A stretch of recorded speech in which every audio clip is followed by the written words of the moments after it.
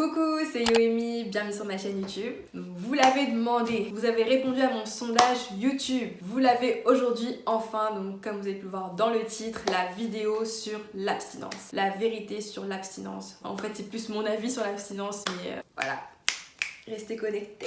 Donc si vous n'êtes pas abonné à ma chaîne YouTube, abonnez-vous et n'oubliez pas d'activer la cloche des notifications afin de ne rater absolument aucune de mes prochaines vidéos. N'hésitez pas non plus à me suivre sur mon compte Instagram qui s'affiche ici, là, ou même là, partout. Alors, qu'est-ce que l'abstinence ? Donc l'abstinence, c'est le fait de n'avoir absolument aucune relation de toutes sortes, de façon temporaire ou définitive. Que ce soit buccal, par devant, par derrière, comme vous voulez, ça concerne tout. Quelles raisons peuvent nous pousser à pratiquer l'abstinence? Ça peut être par rapport à la religion, aux coutumes, ou même des raisons totalement détachées de la religion. D'un point de vue religieux, donc on sait que dans les 3 religions abrahamiques, les religions monothéistes dites révélées, la fornication c'est proscrit, donc c'est interdit. Donc ça peut être une des raisons qui pousse les gens en tout cas à vouloir s'abstenir jusqu'au mariage. C'est vu comme un péché, ils ont peur d'aller en enfer. C'est aussi que la virginité, surtout chez les femmes, est associée à la dignité, donc il y a une plus grosse pression chez les femmes, alors qu'en tout cas dans ces textes-là, normalement tout le monde est visé à la même enseigne, donc voilà. Donc il y a une peur des grossesses hors mariage souvent. Après au niveau de l'idéologie, c'est des choses qui peuvent être véhiculées par les contes de fées. Tout ce qui est Disney, ils vécurent heureux ayant beaucoup d'enfants. À chaque fois la princesse elle a son prince, ils se marient, après ils font des enfants, donc c'est dans un certain ordre logique. Pour toutes ces raisons-là, on peut donc être amené à pratiquer l'abstinence, en tout cas à faire de son mieux pour pouvoir la pratiquer. Pourquoi je fais cette vidéo? Qu'est-ce qui m'a poussé à faire cette vidéo là? J'ai déjà regardé pas mal de vidéos sur le sujet. C'est vrai que très souvent les gens qui font des vidéos là-dessus, bon, elles sont plutôt en anglais. J'ai vu plus de vidéos d'américains ou de britanniques, donc soit des personnes qui étaient vierges ou qui avaient réussi à se préserver jusqu'à leur mariage. Donc c'est vraiment très différent comme approche. Et quand tu as une vidéo de personnes comme ça alors que toi-même tu l'es déjà plus, ce qui va te dire tu sais pas vraiment comment le mettre dans ton quotidien. Donc je trouve que leur public c'est vraiment plus ceux qui ont encore vraiment la possibilité de se préserver complètement jusqu'au mariage. Malheureusement ce n'est plus mon cas et je pense quand même que c'est globalement le cas de la plupart de vous qui me regardez actuellement, à moins que vous ayez moins de 20 ans. Il doit y avoir des gens qui sont encore vierges, des gens qui ne le sont pas, mais dans tous les cas c'était pour vous dire que cette vidéo elle s'adresse à tout le monde en fait. À l'origine, je voulais faire une vidéo assez générale, mais en l'écrivant, je me suis quand même rendu compte que forcément ça s'adresse plus aux femmes. En tout cas, je parle plus des femmes parce que j'ai pas réussi à faire autrement déjà. Et surtout, je pense sincèrement que pour cette vidéo-là, si vraiment j'avais voulu faire un point complet qui concerne les hommes, j'aurais dû soit avoir un homme là à mes côtés, il n'y en a pas, donc je me dis autant parler surtout des femmes. Je tiens à préciser ça parce que c'est pas pour dire que l'abstinence ou la fornication c'est interdit que aux femmes. Non, d'un point de vue religieux ça concerne tout le monde, la société est comme elle est et quand même met beaucoup plus de pression aux femmes par rapport à ça que les hommes. Écoutez la vidéo. L'abstinence et moi. Donc, comme j'ai dit, je trouve que je suis un cas intéressant parce que je peux vraiment parler de mon rapport à l'abstinence avant et après, donc maintenant. Quand j'étais enfant, que ce soit maternelle, primaire, voilà, donc j'ai eu comme plein de gens, je pense, plein d'amoureux, enfin surtout des crushs en fait. Des crushs en primaire, voilà, des relations comme ça, bisous sur la joue, on se tient par la main. Mais après, très vite, et ça c'était complètement indépendamment de la religion, je me suis tout de suite dit, enfin toujours dit en fait, que je voulais vraiment avoir qu'un seul homme dans ma vie, qu'on se marie, qu'on ait des enfants, voilà, attendre d'être mariée avant de faire l'amour, l'amour écrit en 2 mots. Et voilà, donc ça c'est vraiment un truc que je m'étais dit très jeune, voilà, j'avais toujours vu ça comme ça en fait, moi c'était normal de on rencontre sa moitié et c'est tout en fait. Après en fait, en grandissant donc au collège, mon rapport à l'abstinence c'est aussi donc superposé avec la religion et du coup dans la religion pareil c'était d'attendre le mariage avant d'avoir des rapports et tout ça. Donc voilà, en tout cas j'étais plus axée sur la religion, donc on va dire de mes 11-12 ans. Et ça a duré comme ça plusieurs années, puisque même à ce moment-là, en fait, j'étais vraiment comme je dis, dans une quête et tout ça, ce qui fait que jusqu'à mes 18-19 ans, vraiment, j'envisageais très sérieusement de devenir religieuse. Donc, bonne sœur, vraiment être au couvent. C'était vraiment un truc, donc moi, c'était vraiment là. Donc, comme j'ai dit au début de ma vidéo, l'abstinence, ça peut être temporaire ou de façon permanente. Bah là, moi, personnellement, pendant un bon moment de ma vie, j'envisageais donc l'abstinence de façon permanente puisque voilà, je trouvais ça beau, je trouvais ça vraiment magnifique et pour moi c'était juste une façon de contribuer à ma façon à la paix dans le monde. C'est vraiment quelque chose que j'avais vraiment profond en moi. Puis en fait c'est parti en fumée quand j'ai eu mon premier copain, ce vœu de chasteté à vie est tombé à l'eau. Donc j'en parle très brièvement je crois dans ma vidéo sur la prépa puisque c'est du coup là nos histoires se rejoignent. Donc est venue ma première relation donc, catastrophique avec mon premier petit ami donc, qui était musulman pratiquant. Je le précise parce que c'est quand même important en fait dans l'histoire. Tout ce que je vais dire là vraiment c'est relié au sujet, c'est pour défendre mon point. Ma première relation, c'est pas comme si c'était forcément allé vite ou je sais pas quoi. On a été amis, puis on est tombé amoureux, puis on s'est mis ensemble alors qu'on s'aimait déjà. Ça m'est bizarre de dire on s'aimait, tu vois, mais c'est avec du recul, j'ai tellement plus de souvenirs de ça que en fait j'en parle parce que moi vraiment une des raisons qui faisait que je voulais bien être avec lui, c'est parce que moi je savais quand même si je voulais plus être bonne sœur du coup, que je voulais me préserver jusqu'au mariage, que je voulais toujours avoir qu'un seul partenaire dans ma vie. Et lui aussi, il se vendait comme quelqu'un qui, pareil, voulait se préserver, etc., etc., comme quelqu'un de pieux, de pur et tout. On n'avait pas la même religion, mais pour moi, nos principes collaient. Sachant que moi, j'étais vraiment très sincère. J'étais vraiment sincère dans ma démarche. Et pourtant, j'étais toujours catholique, mais je pratiquais plus trop. Enfin, j'allais plus trop à l'église. Je m'étais vachement éloignée de la religion en soi. En tout cas, ces principes-là qui étaient en moi avant de vraiment m'investir dans le catholicisme, c'était toujours en moi, même quand ma relation avec la religion c'était un peu abîmée. Donc voilà, moi c'était vraiment sincère, c'est quelque chose, moi l'abstinence ça a toujours été dans mon cœur. L'abstinence c'était vraiment quelque chose en quoi je croyais, et vraiment ce que je voulais pour ma vie et pour moi. Comme j'ai dit, donc moi je voulais me préserver, lui aussi voulait se préserver. En cours de relation, même assez tôt je pense, j'ai appris qu'au final il avait déjà fait les préliminaires avec sa première copine, puisque moi c'était mon premier copain mais moi j'étais sa deuxième copine. Et ça m'avait vraiment choquée et quand j'y pense avec du recul, ça aurait dû être une première alerte qui aurait fait que j'aurais dû fuir à ce moment-là en fait. Parce que moi, si tu dis que tu te préserves, t'es pas censé avoir fait ça en plus super jeune pour moi du coup. Enfin, ça avait aucun sens en fait. Parce que ceux qui vont dire que ouais, l'acte c'est pas comme ce qui peut se passer avant, mais en soi, ce qui se passe avant c'est déjà du donc non, je ne suis pas d'accord. C'est pas rien, c'est pas anodin. Et c'est... Dans les religions, c'est considéré comme de la fornication aussi. Donc c'était pas rien en fait, et j'étais surprise, je me suis dit mais tu voulais te préserver, t'as fait ça avec elle, bref, ok, bon, ça aurait dû m'annoncer la couleur en fait. Dans cette relation là, le mec il me disait des trucs super chouettes, hein, forcément j'y croyais, et peut-être même qu'il les pensait, hein. Mais ce que je veux dire par là c'est qu'au final ça n'avait aucune valeur en fait, parce qu'on n'était pas mariés. Donc moi vraiment, comme j'ai dit, c'était un truc vraiment en moi, un de mes principes, mais vraiment ad vitam aeternam, surtout qu'en plus quand j'étais petite, quand je me voyais avec ma première relation amoureuse, je me disais ouais faut attendre au moins 3 ans avant de le faire avec une personne, sinon avant c'est trop tôt, enfin faut vraiment se connaître, être sûr de ses sentiments, etc., etc. Et au final qu'est-ce qui m'a fait céder à ces avances répétées, insistantes, c'est qu'en fait il m'a attrapé avec un argument qui aujourd'hui me semble tellement idiot. Il me disait quoi? Forcément les hormones ça travaille tout le monde, mais j'étais pas dominée par mes hormones. Et du coup il me disait non mais de toute façon comme voilà je t'aime, tu m'aimes, et en gros on est fait l'un pour l'autre, on va finir ensemble, on va se marier. Donc comme de toute façon on va finir ensemble, on va se marier, qu'on le fasse maintenant ou au moment où on sera marié, ça changerait en fait au final, puisque dans tous les cas on passera notre vie ensemble. Vous sentez la douille? Et du coup il m'avait dit ça, donc je m'étais dit bon ok effectivement, comme c'est l'homme de ma vie et qu'on va finir ensemble, on peut le faire maintenant, c'est pas si grave, ça change pas grand chose. Quelle différence, me direz-vous? En fait la différence c'est que la relation s'est terminée au bout de quelques mois. Et que cette chose que je voulais vraiment partager, donner à une seule personne, à mon mari, au père de mes enfants, je l'ai donné à quelqu'un dont j'ai presque plus aucun souvenir. Enfin, comme j'ai dit, on se connaissait depuis un moment, on est restés amis, on est tombés amoureux, on s'est mis ensemble. Il m'avait présenté ses parents, j'ai même vu sa grand-mère, je crois, pour vous dire que ça veut rien dire aussi, hein. Les bails de ouais, je connais sa mère. Non, les darons, c'est les complices numéro 1, hein. Donc faut pas vous faire avoir. Mais bref, ça pour vous dire que tout ça là, tout ça, ça vaut rien. Tant que t'as pas la bague, ça ne vaut rien. Sachez-le. Je crois qu'en tout, on avait dû rester ensemble quelques mois, peut-être 8 mois, je pense. 3-4 mois après lui avoir donné donc une partie de moi, 7 parties de moi. Il s'était déjà lassé, il ne m'aimait plus, il a mis fin. Là, d'un coup, en écrivant cette vidéo-là, je me suis rappelé d'un truc, mais vraiment terrible qu'il m'avait dit. Et je me dis, mais comment j'ai fait pour ne pas tuer l'enfant? Il m'avait dit, ouais, Emmanuel, être marié avec quelqu'un, c'est un peu comme avoir une seule chanson dans son iPod qu'on écoutera en boucle toute sa vie. Et moi, il m'avait dit ça, je m'étais dit, ouais, et alors? Oui, c'est ça le mariage en fait, et ça l'intérêt, enfin, moi c'est logique en fait. Moi je te dis que je suis là pour me préserver jusqu'au mariage, donc c'est que j'ai envie de le faire qu'avec une seule personne, donc moi tu me dis ça, je m'en fous en fait de le faire qu'avec une personne dans ma vie et de connaître qu'une personne dans ma vie.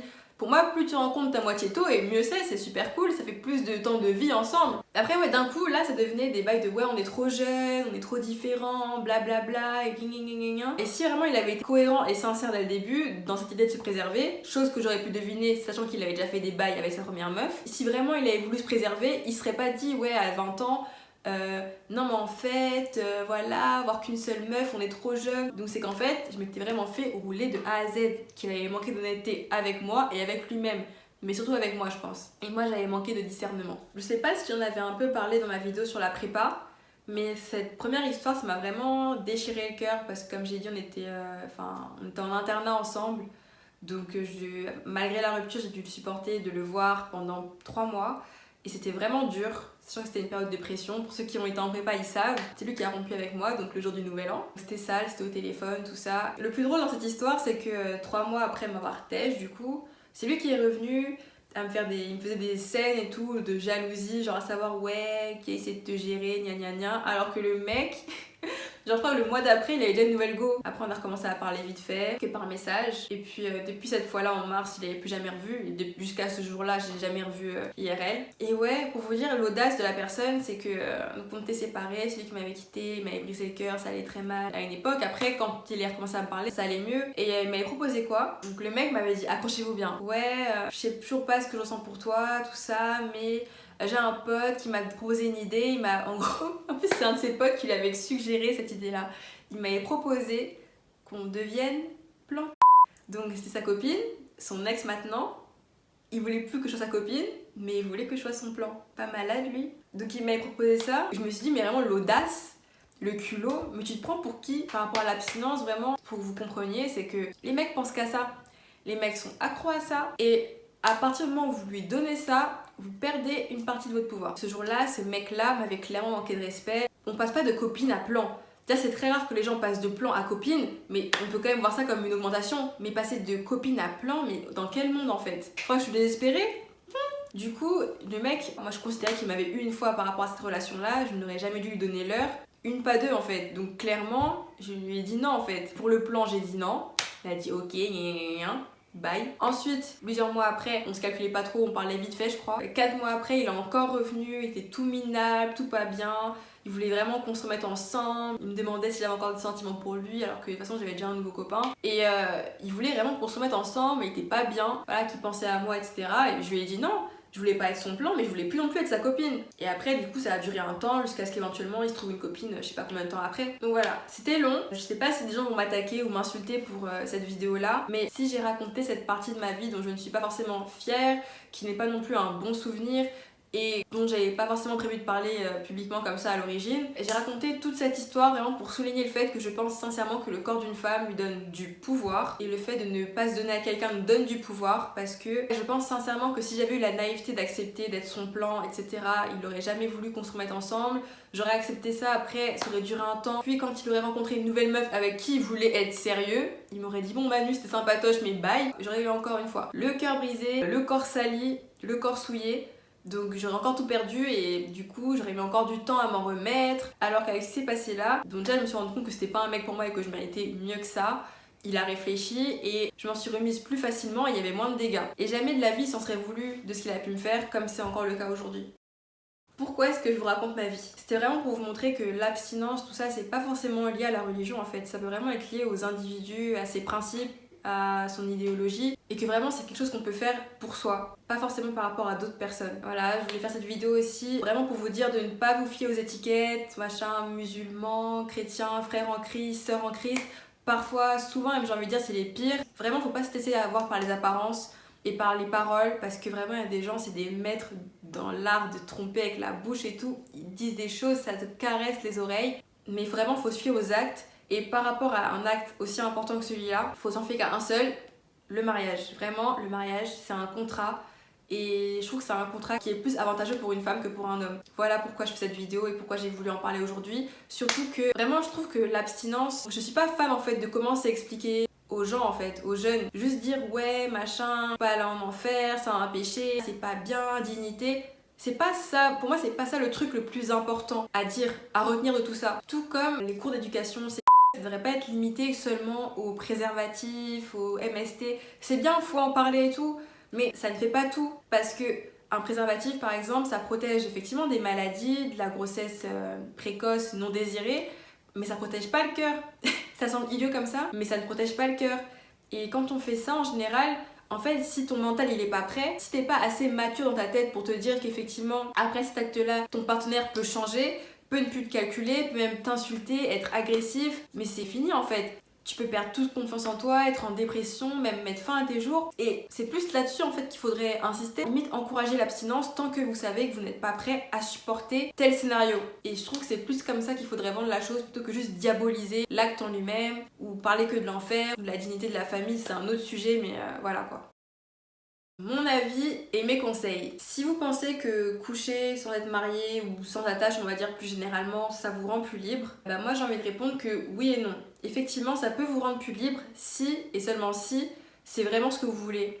Si c'est vraiment ce que vous voulez au fond de vous. Je veux dire par là que si c'est pas juste que vous vous laissez influencer par la société ou parce que les hommes avec un petit h, attendent de vous en fait, parce qu'ils ne veulent que ça, donc ça les arrange bien que toutes les filles veuillent coucher comme ça, sans attache, comme ça ils peuvent juste recevoir sans rien donner en échange. Donc si c'est vraiment ce que vous voulez au fond de vous, effectivement, ça vous rend plus libre. Mais si au final vous faites juste influencer par les normes qui sont en train d'être véhiculées dans la société, ben en fait vous n'êtes pas vraiment libre, parce que vous ne faites que suivre l'opinion générale. Après, comme j'ai déjà expliqué, je pense que ça peut vous rendre plus libre, mais pas forcément plus puissante. Donc est-ce que ça vaut vraiment le coup ? C'est à vous de voir. C'est à vous de voir. Comme j'ai dit, moi je pense sincèrement que beaucoup d'hommes sont prêts à tout pour coucher et que du coup, garder vos cuisses écartées, ça vous permet de garder un avantage certain, du pouvoir. Ça semble idiot, c'est la vérité en fait. Le corps d'une femme, ça lui donne du pouvoir en fait. Et sans même rien faire, juste en faisant miroiter une récompense, tu peux obtenir beaucoup de choses. Je ne dis absolument pas qu'une femme n'a que son corps dans la vie, mais je dis que c'est un atout à ne pas négliger en fait, et qu'il y a des femmes, bah, c'est leur seul atout et du coup faut savoir le manier. Un exemple qui peut peut-être sembler contradictoire, mais je ne pense pas au final, c'est les maîtresses d'hommes riches, mariés ou quoi. Effectivement on va dire que ouais, mais elles couchent tout le temps et elles ont toujours du pouvoir. Mais en fait non, hein. Elles ont du pouvoir tant que l'homme a envie de coucher avec elles. Dès qu'il est lassé et tout, mais c'est fini. Elle reçoit plus d'argent, machin. Parfois, elles veulent commencer à le faire chanter. Soit ils se séparent d'elle, soit ils les tuent carrément pour pas prendre le risque qu'elles gâtent le mariage avec leur femme. Effectivement, elles ont du pouvoir, mais vraiment, elles doivent absolument entretenir le désir parce que dès qu'ils n'ont plus envie de coucher avec elles, elles perdent tout. Donc pour moi, ça rejoint le fait qu'effectivement, on a un pouvoir. Donc le fait de ne pas donner ce que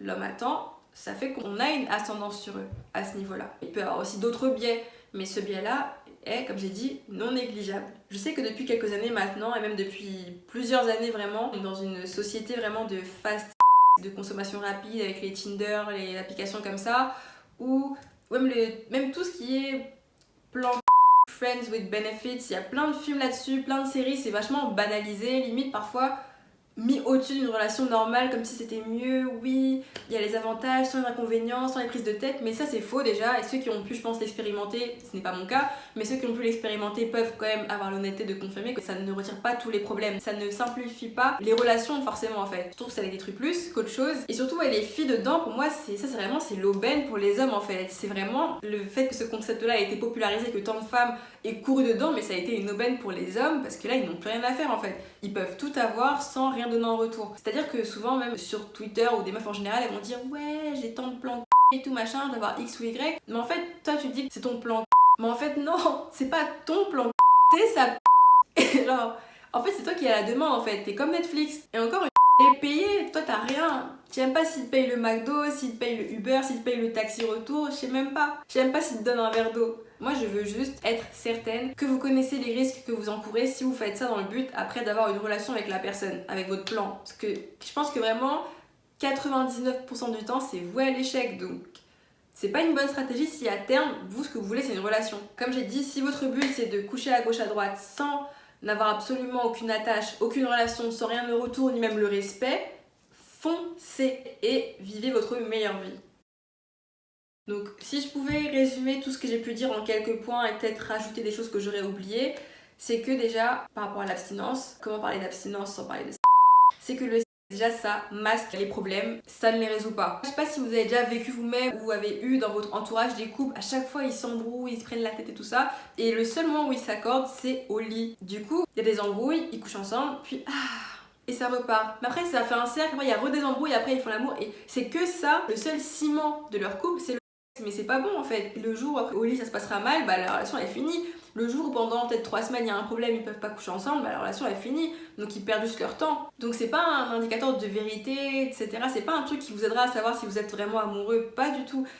Pour moi c'est vraiment tout l'inverse. Donc voilà, je sais que dire pas de sexe avant le mariage, très souvent ça fait peur aux gens, même pas qu'aux hommes, hein, même aux femmes. Pas de sexe avant le mariage fait peur à tout le monde, on va dire. Du coup, un autre truc qu'on pourrait dire c'est pas de sexe avant d'être amoureux, attendre d'être amoureux avant de coucher avec quelqu'un. Ça semble déjà plus logique.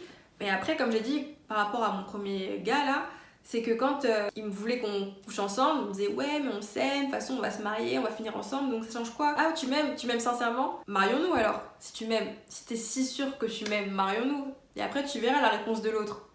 C'est-à-dire que personne ne va épouser quelqu'un que pour coucher. Donc quelle plus grande preuve d'amour tu pourrais faire? C'est que vraiment si tu veux épouser quelqu'un alors que t'as pas couché avec, c'est que là vraiment tu l'aimes en fait, justement. Et les gens ils veulent trop tout inverser. C'est-à-dire que c'est beaucoup plus dur de sortir d'un mariage que d'une relation. Comme j'ai dit, si votre copain, si vous êtes jeune et que vos copains il insiste et tout, il dit ouais mais bébé je t'aime, ça fait déjà 6 mois. Comme si 6 mois c'était long, comme si 6 mois de relation c'était un truc de ouf. Bah tu lui dis tu m'aimes vraiment, t'es sûr? Il va dire ouais carrément. Ah, ok bah marions-nous alors. Même si toi-même, toi meuf t'es pas sûre, mais tu lui dis marions-nous et tu verras sa réaction. Coucher ensemble parce qu'on s'aime, pour moi c'est pas une raison suffisante. Si vous avez peur que le mec en question vous quitte après avoir couché, bah le meilleur moyen de se prévenir de ça, c'est d'attendre le mariage, puisque comme j'ai dit, personne ne va se marier juste pour coucher, personne n'est assez fou pour faire ça je pense. Donc la meilleure garantie c'est vraiment d'attendre le mariage et que l'homme vous apporte quand même une certaine stabilité avant de lui donner votre cookie. Comme je dis, c'est vraiment pour que personne ne perde son temps et je ne dis absolument pas qu'il faut se marier au bout d'une semaine. Moi je suis pas pour les mariages au bout de 6 mois, moi c'est pas mon business model idéal, mais je dis juste qu'il faut attendre effectivement suffisamment de temps avant de se marier, enfin faut se connaître, faut être amoureux, ça prend du temps quoi, mais c'est pour dire, je pense que ça prend autant de temps de savoir si on veut se marier avec quelqu'un que de savoir si on veut coucher avec cette personne là en fait. Donc voilà, ça permet vraiment d'échanger des énergies, de se connecter, on échange des informations biologiques on va dire. Quand tu couches avec quelqu'un, tu lui donnes un bout de toi, il donne un bout de lui. Et du coup, ce que tu donnes, tu peux jamais le récupérer. Je sais que c'est pas une science universelle, mais je pense sincèrement que quand on couche avec quelqu'un, on lie nos âmes. Je sais pas que c'est bon ou mauvais, mais en tout cas, ça crée une connexion. Je pense que plus tu couches avec un nombre de personnes important et moins t'es attaché. Parce que déjà, moins t'attaches d'importance à l'acte en lui-même, moins c'est facile de t'attacher à une personne. Mais je prends l'exemple d'un chewing-gum ou un truc collant là, tu vas le coller quelque part, et plus tu vas le coller, le décoller, bah à force, bah ça va plus adhérer en fait. C'est pour ça que même si vous n'êtes pas complètement abstinent, filles ou garçons d'ailleurs, hein, je pense pas qu'il faut enchaîner les conquêtes comme ça à fond parce que au bout d'un moment, je pense que ça fait presque plus d'effet. Ensuite, qu'est-ce qu'il y a d'autre? Dans plein d'aspects de la vie, on peut remarquer qu'on apprécie plus quelque chose qu'on a mis du temps à avoir. Soit qui nous a coûté de l'argent, soit qui nous a mis du temps et de l'effort à avoir. Donc si t'es dans une relation et au bout de 3 jours tu couches avec la personne, bah te perdre ou te garder, je m'en fous en fait parce que en soi, je t'ai vu en 3 jours, donc limite dans le même mois, je peux en avoir 9 comme toi, en théorie. J'ai pas forcément d'intérêt à rester avec toi, à te prouver quelque chose. Enfin, au pire, tu me saoules, je te tais, je peux en avoir 9 comme toi rien que dans ce mois-ci. Et à contrario, ça t'a pris 3 ans, 5 ans d'avoir une personne, bah tu vas quand même plus réfléchir avant de mettre fin avec la personne. Après, je dis pas, c'est pas parce que ça fait longtemps qu'on est avec quelqu'un qu'on doit tout pardonner, etc., etc. Mais c'est pour dire quand même que tu vas quand même plus jauger ou plus réfléchir à ce que tu vas faire avec une relation qui se compte en années qu'une relation qui se compte en jours, en heures carrément. Et c'est humain, c'est logique, hein.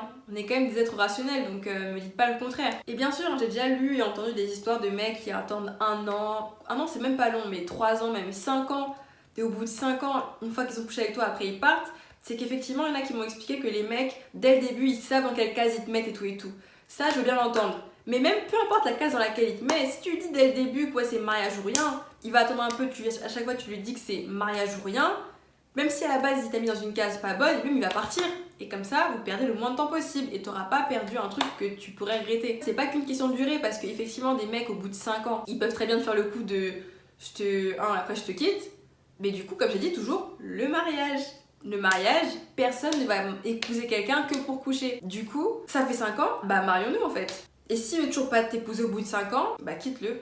S'il veut toujours pas t'épouser au bout de 5 ans alors qu'il t'a toujours dit qu'il voulait se marier, tout ça, bah c'est qu'il y a un problème. Ça devrait être un signe nécessaire pour te dire que tu devrais pas partager cette chose-là avec lui. Donc ouais, c'est vraiment une question de mariage pour moi, d'engagement, et je trouve vraiment que le mariage c'est un bon deal pour les femmes. Le truc que j'ai répété tout au long de la vidéo, c'est vraiment ce transfert de pouvoir. C'est-à-dire que au début, c'est la femme qui décide de quand elle décide d'écarter les cuisses et de donner ça au gars. Donc voilà, donc au début le mec il est en attente, c'est là au début ils sont hyper choux, ils te courent après, ils te demandent si t'as bien dormi, si t'as bien mangé, si t'as mangé tes 5 fruits et légumes par jour et tout.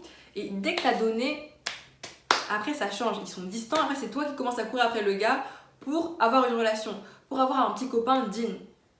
Donc pensez-y, hein, vraiment, à partir du moment où vous cédez ça, il y a un transfert de pouvoir. Le mec il sera plus jamais pareil.